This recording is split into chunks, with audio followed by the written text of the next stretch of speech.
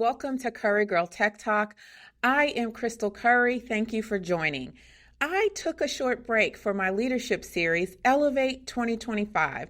This week, I am beginning a new weekly format, sometimes with guests and hopefully always with engaging dialogue about topics at the intersection of technology, business, gaming, sports, and entertainment. Having had a career in corporate technology leadership positions, I know that leadership is a broad topic, and I know that there are various perspectives and approaches. All right, so if you've been watching my social media pages, which I hope that you have, you will see that I am posting some leadership quotes. One of my favorite quotes is that leaders are catalysts for change. And another one is that endless possibilities arise in the midst of change. And I thought of those because we are in such a period of revolutionary change as it relates to the technology landscape and business and finance in general. I believe that leaders are needing an innovative approach and a paradigm shift to navigate this period of time. I am excited to be back, so let's get to it. I am talking tech today about the $500 billion AI infrastructure investment.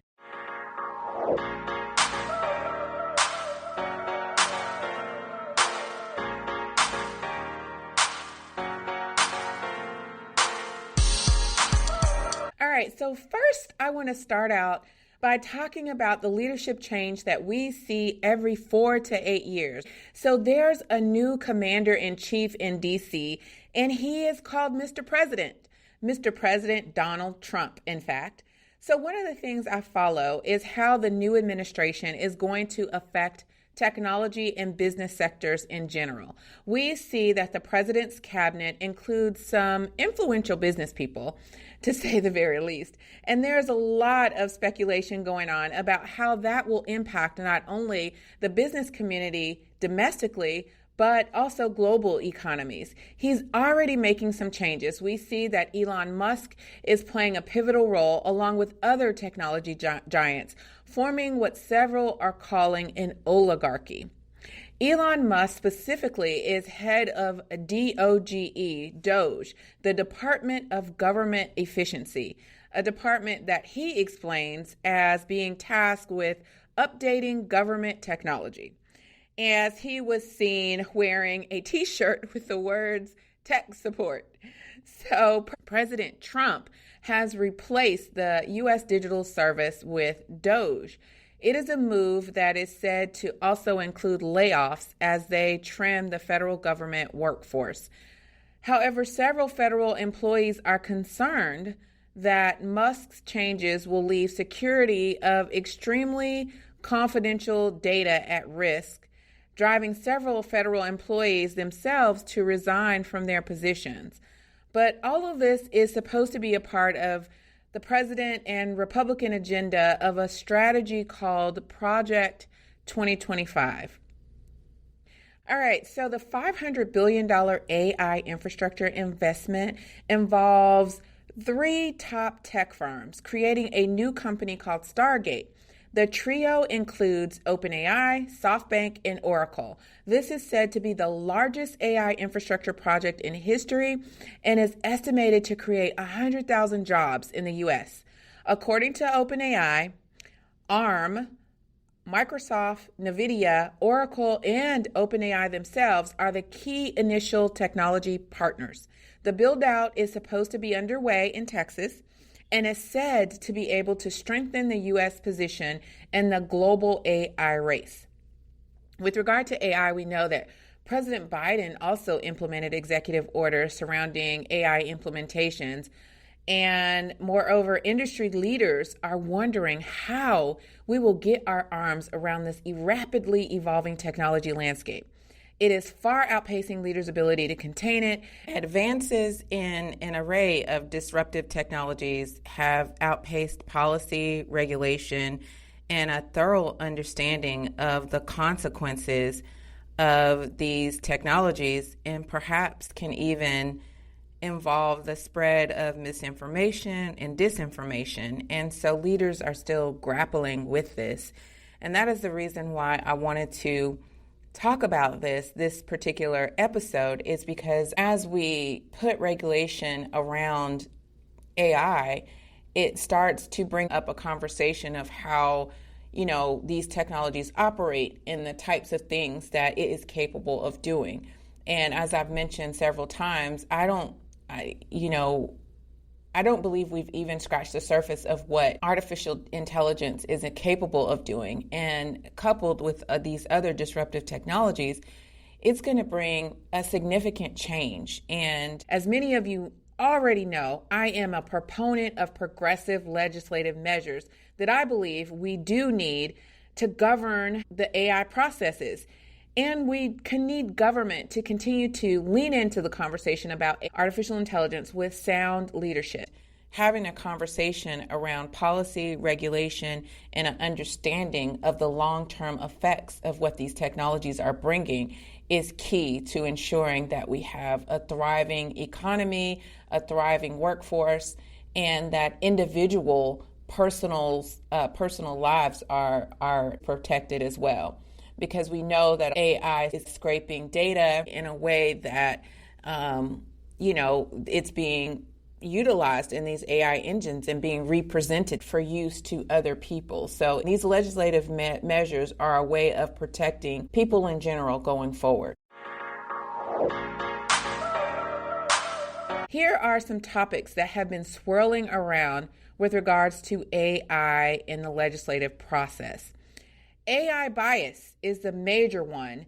There is the Eliminating Bias in Algorithmic Systems Act that is proposed by Congress. A simple way of explaining this act is that it is a way to ensure each government agency will have an Office of Civil Rights that employs experts and technologists focused on bias, discrimination, and other potential harms resulting from AI algorithms.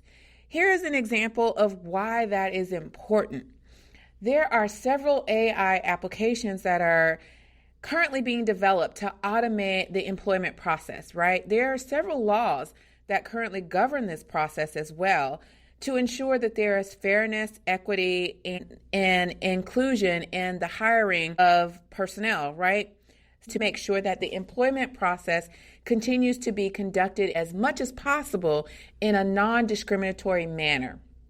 There is a possibility that AI system algorithms could infer personal characteristics with bias or produce results that discriminate protected categories like race and gender.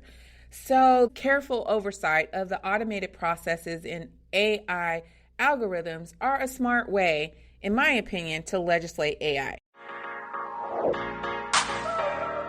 All right, so this brings me back to the topic of the oligarchy. All right, so I had to look this up.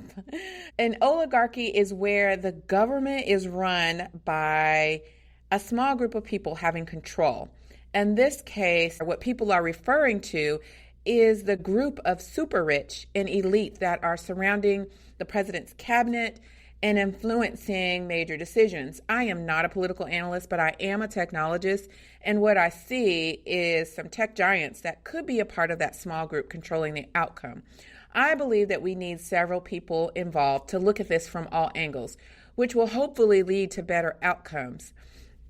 So that's all I'm going to say about that. But as it relates to technology, we need to ensure that technology is governed appropriately. We know that leaders are grappling with the projected workforce changes with the introduction of AI into a lot of the process, and people building AI internal engines and what that is going to do to the workforce. What can we expect and how will that change? I believe what is key, in my opinion, is that our democracy involves contributions from many to help inform legislation, not just based on by a few of the super rich, but includes the intellectual perspectives of other technologists and business people from all sectors.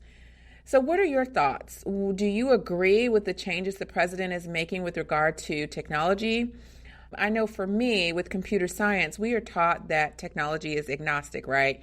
The code itself is going to operate as it is written. So we are the ones that shape its future. So give me a shout out on my social media pages. My handle is at Curry Girl Tech Talk, and let me know your thoughts. I'd just like to know what your opinions are. This is something to watch, as President Donald Trump and his cabinet leaders are also heavily focused on technology. There's a big part of it, and it will be interesting to see how AI and other emerging technologies are going to impact the U.S. economy, business, and even our global positioning.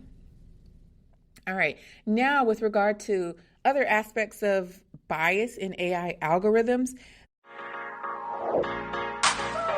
there are financial services and education decisions. So, we talked about the employment systems, right? Automating financial decisions wherein AI algorithm collects personal characteristics that could potentially discriminate, using algorithms and predictive modeling with data from historic lending practices.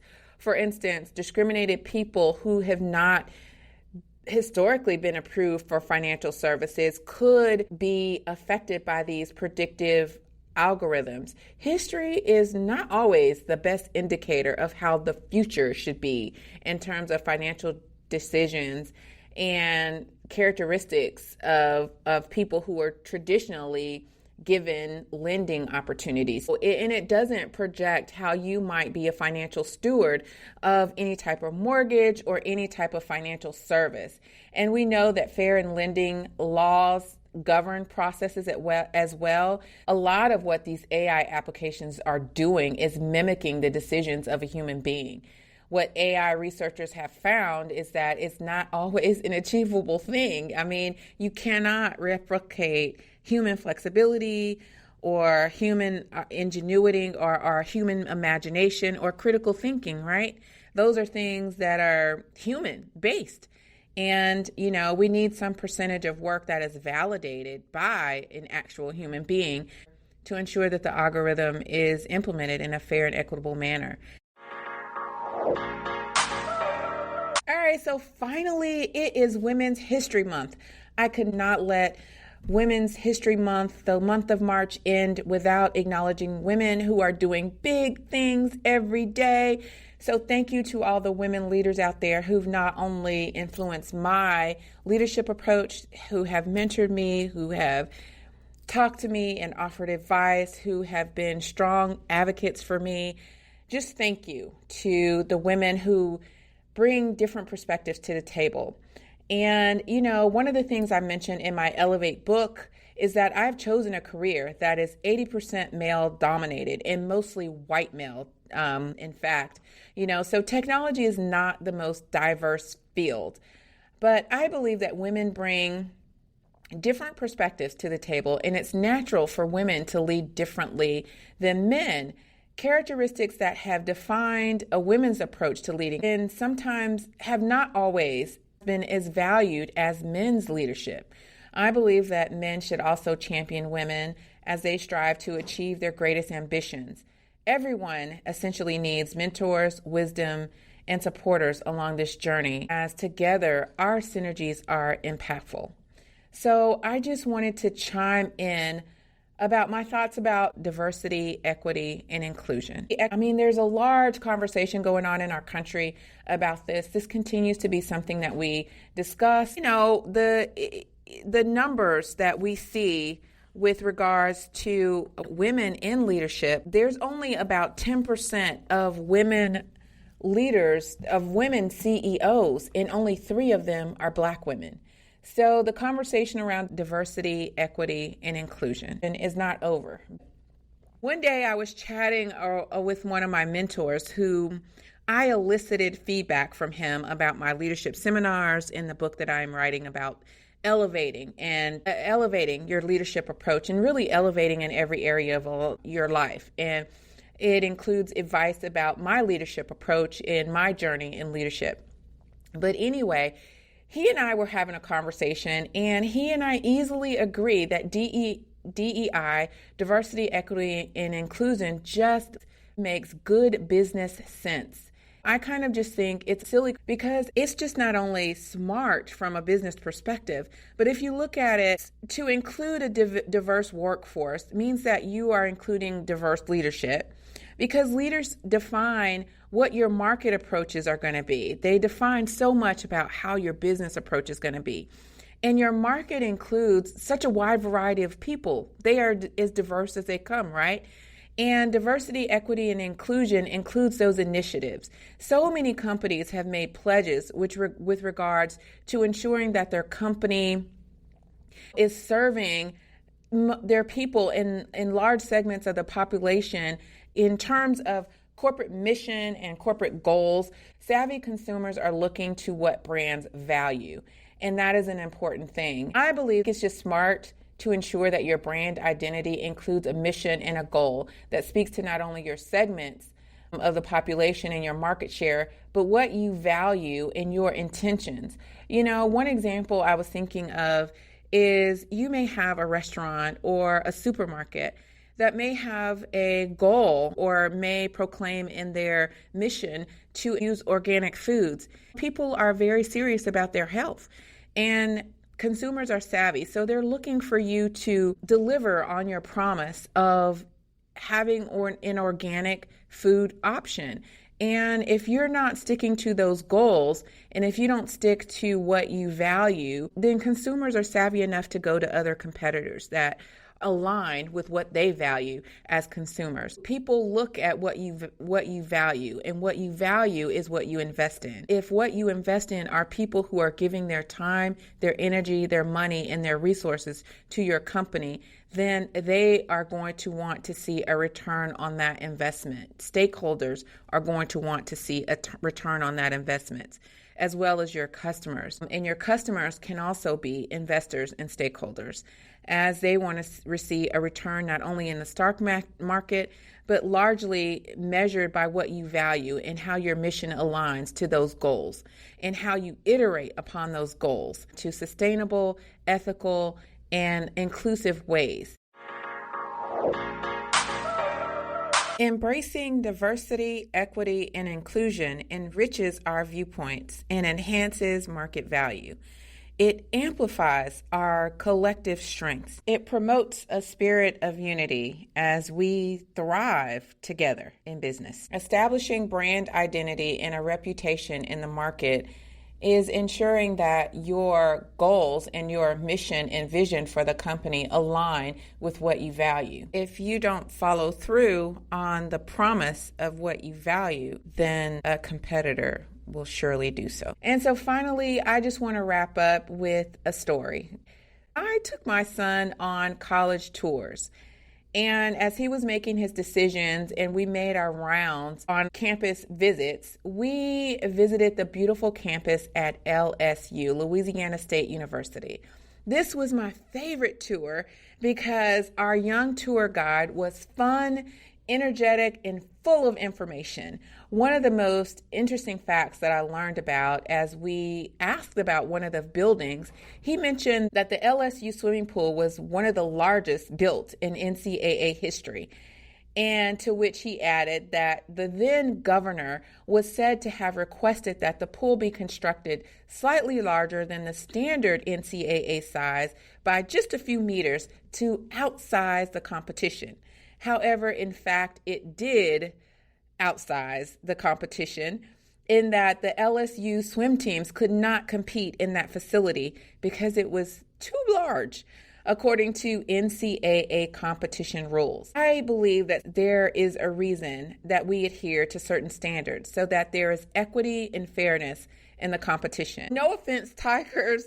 I understand that now there is a beautiful, beautiful facility that has been renovated at LSU, and they figured out a workaround to that so many years ago where they had added a bulkhead to make the pool the right size so that competitions could in fact be held at the facility.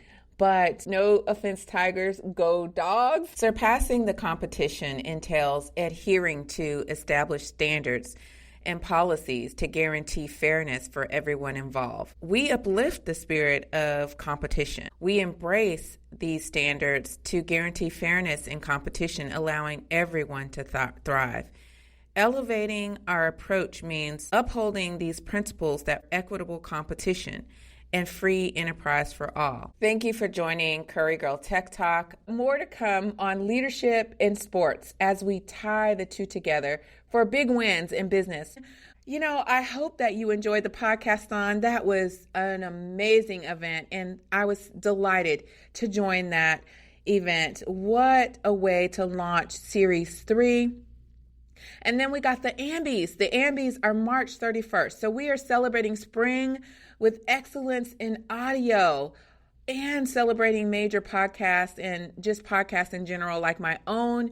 So I'm excited about the AMBIs as we enjoy the awards season for AMBIs and included, and for people who are big podcasters and enjoy the efforts that we make in terms of trying to bring the best in audio. So next week, we'll talk more about leadership in sports. I am Crystal Curry. Take care.